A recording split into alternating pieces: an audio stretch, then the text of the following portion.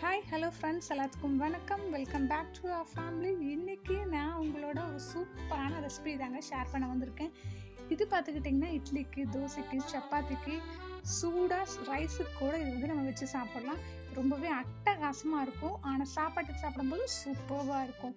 இந்த ரெசிபி நம்ம எப்படி பண்ணுறதுன்ட்டு வீடியோக்குள்ளே போயிட்டு பார்க்கலாம். வீடியோக்குள்ளே வரக்கு முன்னாடி ப்ளீஸ் சப்ஸ்கிரைப் பண்ணிக்கோங்க. பக்கத்தில் இருக்க பெல் ஐக்கானையும் ப்ரெஸ் பண்ணிக்கோங்க. அப்படியே ஆல்ன்ற ஆப்ஷன் வரும், அதையும் ப்ரெஸ் பண்ணிக்கோங்க. அப்போ தான் நான் போடுற வீடியோஸ் உங்களுக்கு உடனுக்குடனே நோட்டிஃபிகேஷனை சேரும். இப்போ வாங்க வீடியோக்குள்ளே போயிட்டு பட்டாணி கிரேவி எப்படி பண்ணுறதுன்னு பார்க்கலாம். எண்ணெய் நல்லா காஞ்சிடுச்சு. இதில் 2 ஏலக்காய், 2 பட்டை சேர்த்துருக்கேன், ஒரு பிரியாணி இலை சேர்த்துருக்கேன், 2 கிராம்பு.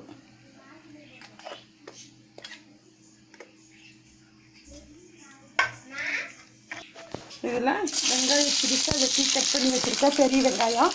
அது பெரிய சைஸில் ஒரு வெங்காயம் இதில் நான் சேர்த்துக்கிறேன்.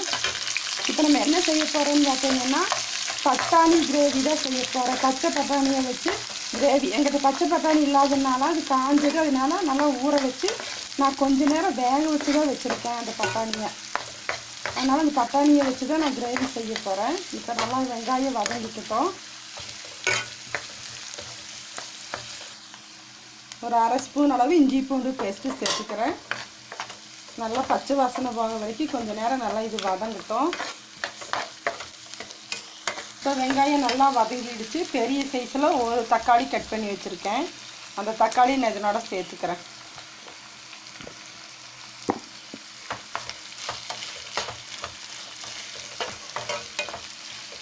இப்போ தக்காளி நல்லா வதங்கட்டும். இதில் இப்போ மசாலா ஐட்டமெல்லாம் சேர்த்துக்குவோம். கொஞ்சமாக மல்லித்தூள் சேர்த்துக்குவோம். ஒரு ஸ்பூன் சேர்த்துக்கோங்க.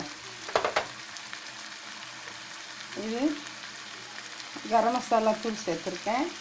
கொஞ்சமாக மஞ்சள் தூள் சேர்த்துருக்கேன்.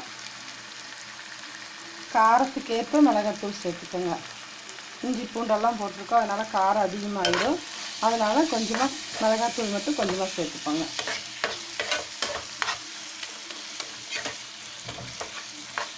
நல்லா கிரேவி நல்லா வதங்கி வரட்டும். இப்போ மசாலா எல்லாம் நல்லா வெந்து வந்துடுச்சு. இப்போ நம்ம பட்டாணி ஊற வச்ச பட்டாணி நம்ம இதனோட சேர்த்துக்குவோம்.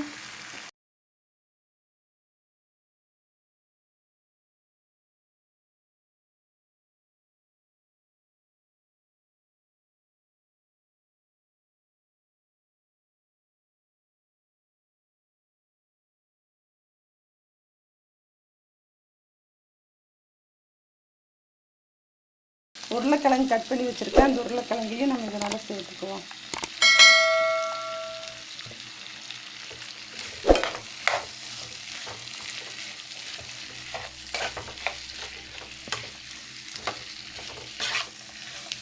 இப்போ மசாலா கூட திறந்து வறுத்து இதை கொஞ்சமாக தண்ணி சேர்த்து நல்லா கிரேவி பதத்துக்கு வேக வச்சுக்குவோம்.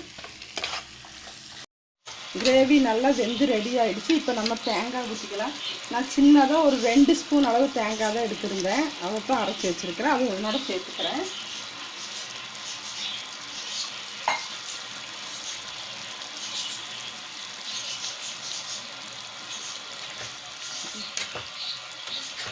நல்லா மசாலா கலக்கி விட்டுக்கலாம். இது கொஞ்சம் ஒரு கொதி வேகட்டும்.